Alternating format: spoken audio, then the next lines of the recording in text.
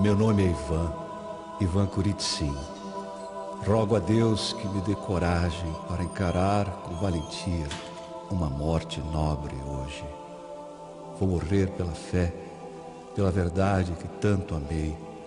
Vou morrer por aquilo que tenho crido e ensinado, conforme as Sagradas Escrituras, tanto o Velho como o Novo Testamento. Vou morrer por ter observado o 7º dia da semana como repouso santificado por Deus. Como fui parar aqui, nesta morte de fogueira? Eu tinha muita esperança de que toda a igreja russa se reformaria e se restauraria à verdade pura do Evangelho. E agora, tudo isso vem abaixo.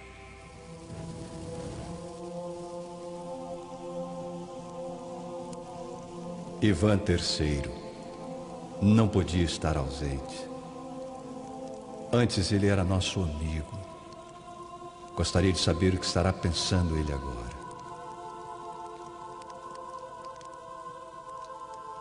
E olha só, Helena e Dmitri são subotniks, guardadores do sábado, como eu.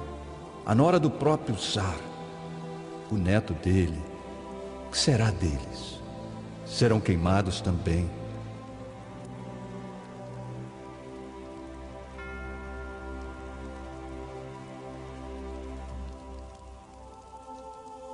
Ah, aqui está a Sofia. Com certeza deve estar contente hoje. Foi contra nós desde o começo de tudo.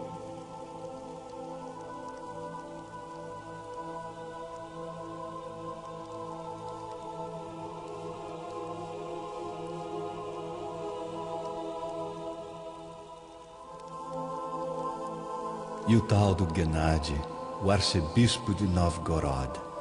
Ele vem torcendo por esse dia, esta fogueira. Ele reivindica que nós nos afastamos de Cristo, que viramos judeus.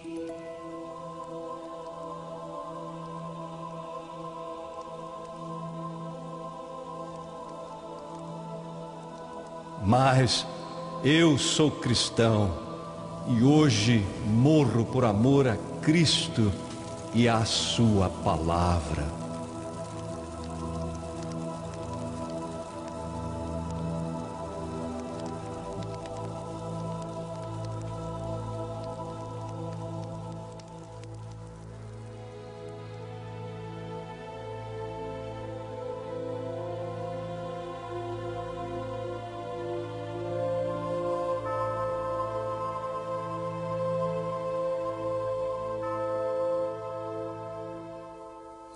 Essas chamas horríveis em Moscou 5 séculos antes marcaram o fim da reforma russa do século XV.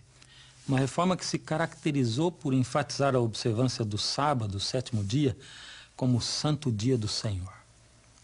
Bem-vindo mais uma vez, eu sou o Fernando Iglesias e é com prazer que apresento a você o 7º programa da série, o 7º dia. O homem na jaula, Ivan Kuritsin, era um importante teólogo russo, líder da manifestação religiosa, conhecida pelos historiadores como Movimento Novgorod-Moscou.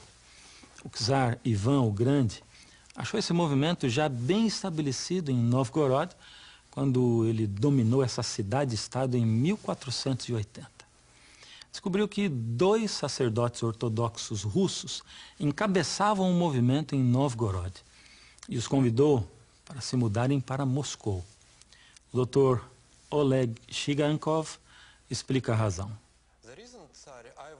A razão por que Ivan levou os 2 sacerdotes mais prominentes, Denis e Alexei, de Novgorod a Moscou, foi por simpatizar ele mesmo com as ideias dos reformadores.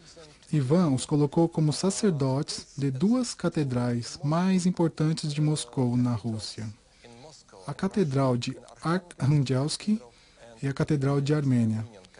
Estas catedrais ainda são as mais importantes da Rússia. Mas o czar não era o único que favorecia a reforma. O movimento Novgorod-Moscou tinha alcançado até os níveis mais altos do governo, incluindo os amigos mais íntimos do czar. A trama toda se desenrola como uma novela gótica. Por um lado se encontra Helena Stefanova, a nora enviuvada do czar, que é uma subotnik, isto é, uma guardadora do sábado. Por outro lado temos Sofia, uma princesa grega de nascença, esposa do czar por segundo matrimônio. Ela fora criada sob a influência dos líderes católicos romanos, que esperavam que esse casamento trouxesse os russos para mais perto da Igreja de Roma. Porém, Sofia acabou adotando a religião ortodoxa russa. Então, o czar Ivan acha-se entre a cruz e o punhal, com respeito às duas mulheres que exerciam grande influência sobre ele e sua corte. Ambas se encontravam em lados opostos da controvérsia religiosa. E agora o drama se complica, pois Dmitri, o filho de Helena e neto do czar, é o próximo herdeiro do czar. E Dmitri, com a sua mãe, apoia os reformadores guardadores do sábado. Agora, Sofia, você se lembra, a segunda esposa do czar, tinha dado a ele um filho chamado Vassili e, naturalmente, queria que seu filho fosse o czar depois de Ivan, e faria tudo para consegui-lo. Sofia tinha um poderoso aliado na pessoa de Gennady, o arcebispo ortodoxo russo de Novgorod.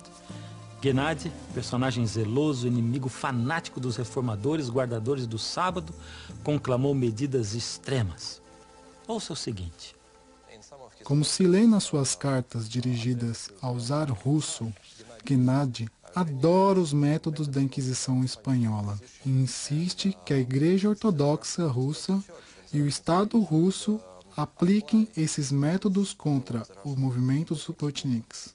Líderes da Igreja Ortodoxa Russa se reuniram no Concílio de Moscou e condenaram os reformadores como hereges. A sentença do concílio detalha as acusações. Alguns de vós blasfemaram contra muitas imagens sagradas, e alguns de vós cortaram as imagens sagradas e as jogaram ao fogo. E todos vós honraram o sábado mais do que o dia da ressurreição de Cristo.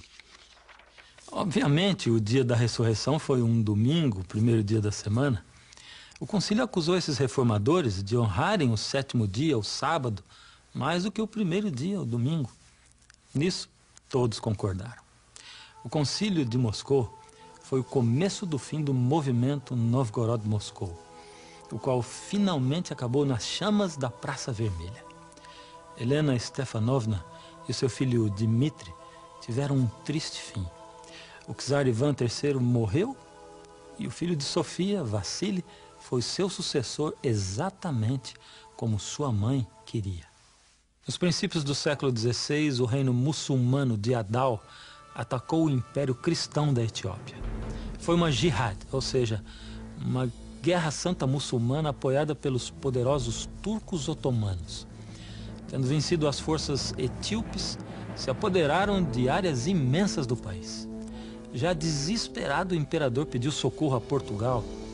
Longos anos de dificuldades se seguiram até que em 1541 o exército português chegou à costa da atual Eritreia.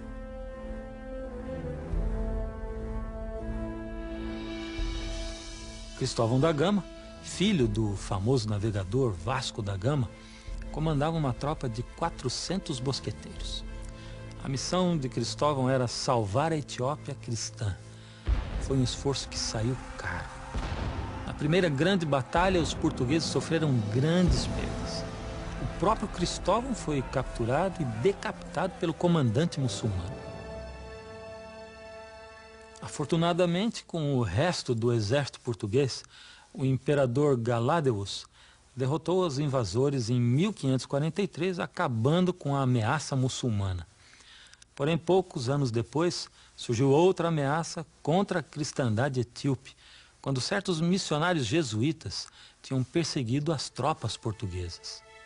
Esses jesuítas, enfrentando privações, cativeiro, tortura e morte, se dedicaram a levar a igreja etíope ao aprisco romano. Mas havia grandes diferenças entre a igreja ortodoxa etíope e a igreja católica romana. Entre elas, a observância do repouso do 7º dia pelos etíopes, uma prática que perdurava pelo menos por 1000 anos. Mesmo assim, os missionários jesuítas persistiram. No final, o imperador Sucenios se converteu ao catolicismo e professou sua lealdade ao Papa. Em 1622, ele proclamou que o catolicismo romano era a religião oficial do seu império. O imperador Sucenios fez uma proclamação exigindo que seu povo trabalhasse no sábado, uma profanação do santo dia. Isso foi um grave erro. Tanto o clero como o povo, todos lhe deram as costas. Não aceitaram sua proclamação. Foram somente os nobres e os súditos dele no palácio, os únicos que observavam a fé católica romana. Sucenios viu que suas boas intenções provocaram uma guerra civil, pois houveram milhares de mortos. Do meio desse caos e derramamento de muito sangue surgiu a voz da razão. O príncipe Facíladas falou ao seu pai, dizendo: veja quanta gente já matou, quantas mais irão morrer. Estas pessoas não são pagãs, não são muçulmanas, são a própria gente do Senhor, e alguns deles até mesmo parentes do Senhor. Assim, ele convenceu a Sucenios que este tinha cometido um erro. Então Sucenios proclamou outro edito, dizendo: quando eu aceitei a fé romana, pensei que seria bom para o povo, mas agora vejo que até o ignorante camponês prefere morrer por guardar sua tradição que aceitar a nova fé. Portanto, vou deixar o meu reino ao meu filho Facíladas. De agora em diante, o povo está livre para adorar como quiser. Na sua igreja, na sua comunidade, todos estão livres. Ainda hoje, a observância do repouso do 7º dia, assim como a do domingo, são comuns na Etiópia, a nação com a história mais longa da observância cristã do sábado. Imagine o seguinte: uma manhã você acorda ao som de policiais esmurrando a porta da sua casa. Eles prendem você com algemas, jogam no carro de polícia e levam para a cadeia sem dizer o porquê.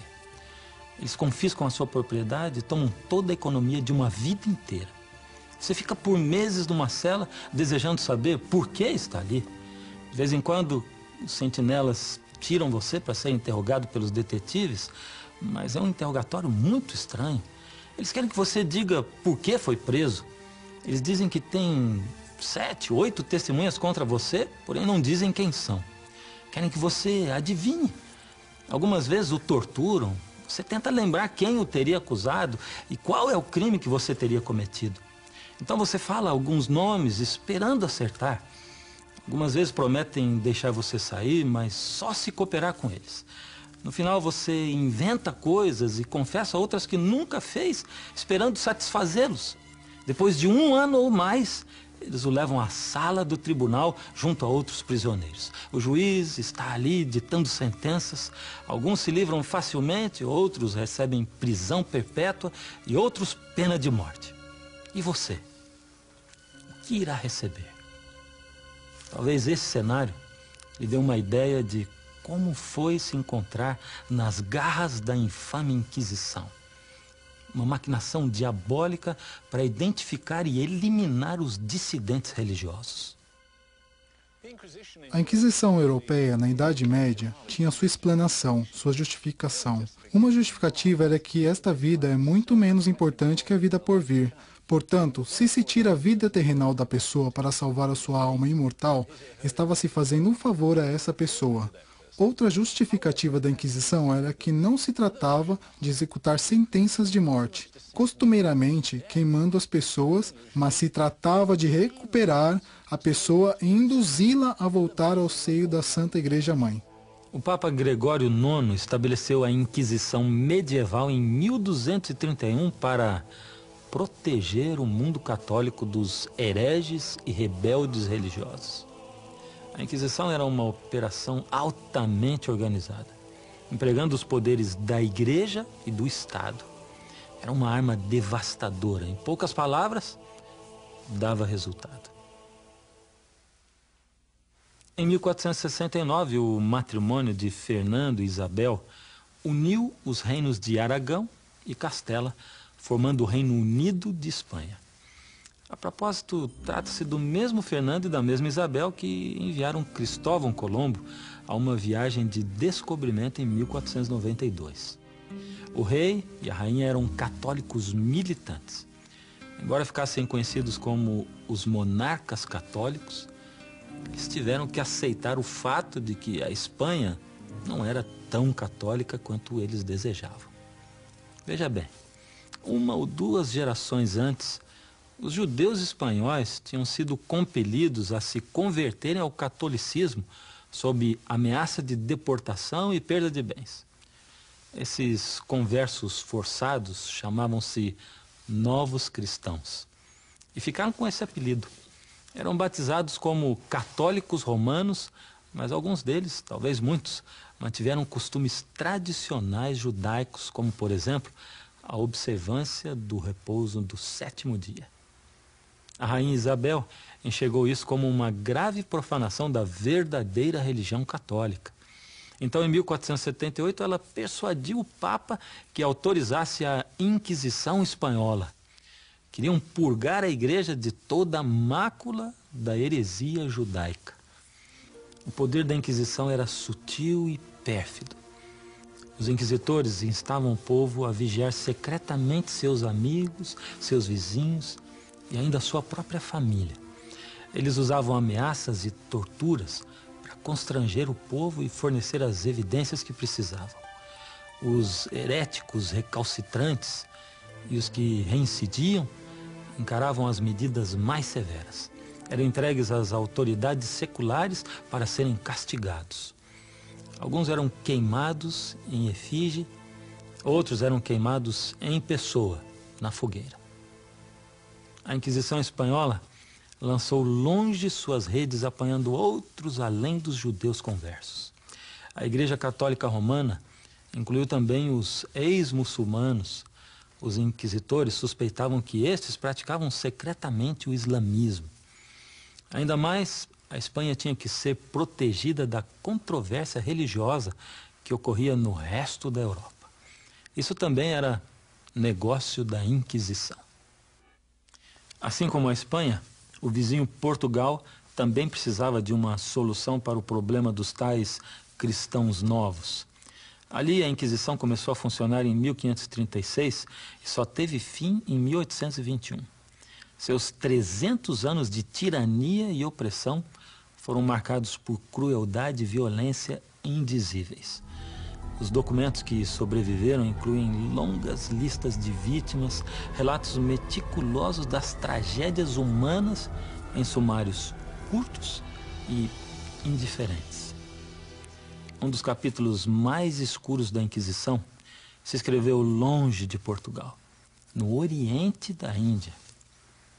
Como teria chegado a Inquisição a esse lugar? Eu vou lhe contar. Em fins do século XV, Vasco da Gama navegou ao redor da África pelo sul e chegou à Índia, abrindo rota marítima desde a costa europeia do Atlântico até o Oriente. A monarquia portuguesa prontamente reivindicou a posse de postos estratégicos da Índia. Era um novo mundo de oportunidades. Em tempo, muitos cristãos novos emigraram para lá, esperando achar uma vida nova fora do alcance dos inquisitores. Os conversos, mais propriamente em português os cristãos novos, saíram de Portugal para o Oriente nos anos 30 e 40 do século XVI, mais por motivações religiosas, porque tinham receio de serem perseguidos em Portugal, visto que sabiam que a Inquisição ia ser estabelecida na metrópole. Em 1560, a Inquisição portuguesa chegou à Índia, fazendo de Goa o centro de suas operações. A Inquisição alvejou em especial os cristãos que recusavam-se a trabalhar no sábado, repousando desde o pôr do sol da sexta-feira como se ensina na Bíblia. A maior parte das pessoas acusadas de práticas judaicas eram, de facto, pessoas que tinham uma origem judaica, mais ou menos distante. Quem sabe aqueles guardadores do sábado que não tinham raízes judaicas sejam uma evidência de cristãos indianos que observavam o sábado por centenas de anos, cujos costumes sabáticos provinham desde o estabelecimento das primeiras igrejas cristãs na Índia. Essa gente local não era católica, nem se poderiam chamar de cristãos novos. Porém, isso não os protegeu contra o alcance da Inquisição em Goa.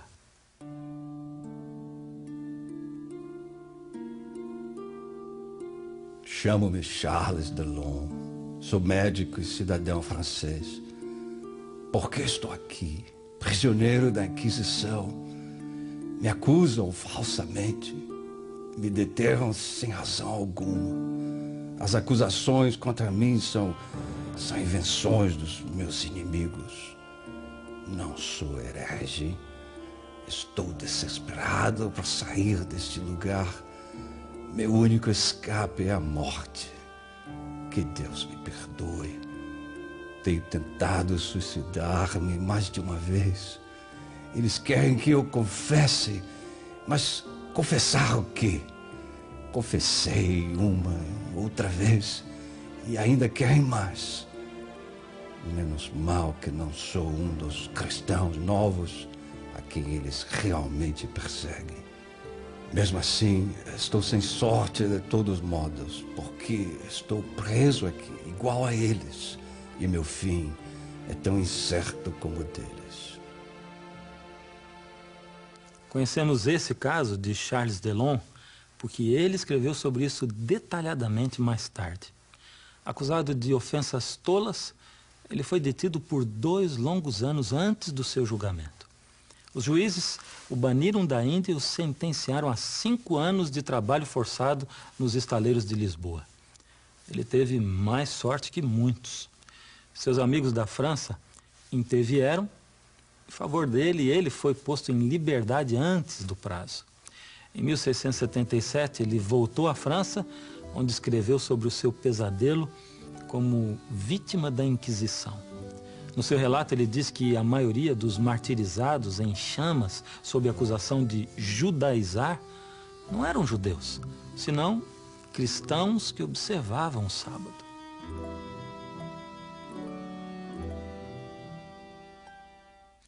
A Inquisição na Europa, na Índia e até mesmo no Novo Mundo foi o meio pelo qual a Igreja de Roma tentou manter o seu domínio no mundo da religião. A oposição à autoridade católica romana, encabeçada por Martinho Lutero e outros reformadores protestantes, ameaçou minar a posição católica romana como a Igreja Universal. Voltaremos com mais sobre a Reforma Protestante no 8º programa da série O Sétimo Dia.